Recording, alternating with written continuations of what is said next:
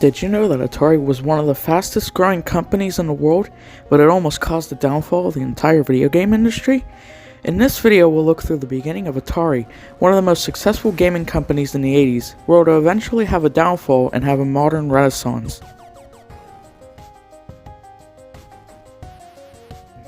It all starts in Lagoon Park, Utah, 1969, where a college student, Nolan Bushnell, worked. Nolan Bushnell was the manager of the games department of the park 2 years after starting his job there.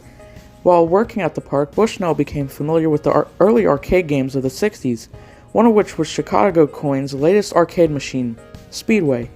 Bushnell gained an interest in watching customers play and maintaining the machine. Bushnell liked the concept that people use skill and luck to play arcade games. After graduating from Utah University, Bushnell and his family moved to California. Bushnell, married to Paula Rochelle Nielsen and having 2 daughters, hoped to work at Disney, but the company did not have the best record for hiring fresh college graduates, so he worked at electronics company Ampex. This is where he would meet fellow employee Ted Dabney, and when they found each other to have common interests, Dabney took Bushnell to computer labs at Stanford Artificial Intelligence Laboratory to show Bushnell a game known as Space War.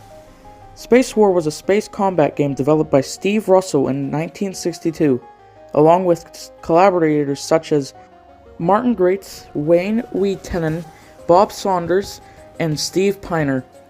Space War was the first ever computer game to be played on multiple installations on different systems.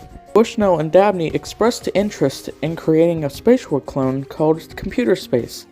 This is when Bushnell's first major company, Syzygy, was founded. Dabney constructed a prototype of the game, and Bushnell was to find a manufacturer. This is when he partnered with Nutting Associates, a company that also built coin-operated arcade machines. Though Computer Space sold over $3 million in units, Bushnell thought that Nutting did not market the game as he had hoped, and considered it a commercial failure. Bushnell at this point realized that his next game would have to be simple and to be released with a bigger manufacturer, since at the time, most arcade machines were used in bars and pubs, leading to drunk bar patrons playing these games.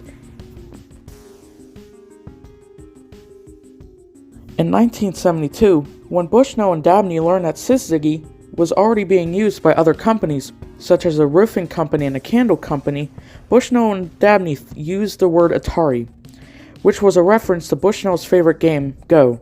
The Atari duo then rented their first ever office in Sunnyvale, California, and contracted with Bally Manufacturing to create a driving game. The duo also hired their second employee, engineer Alan Alcorn, who would become an important part of Atari's history for many generations to come.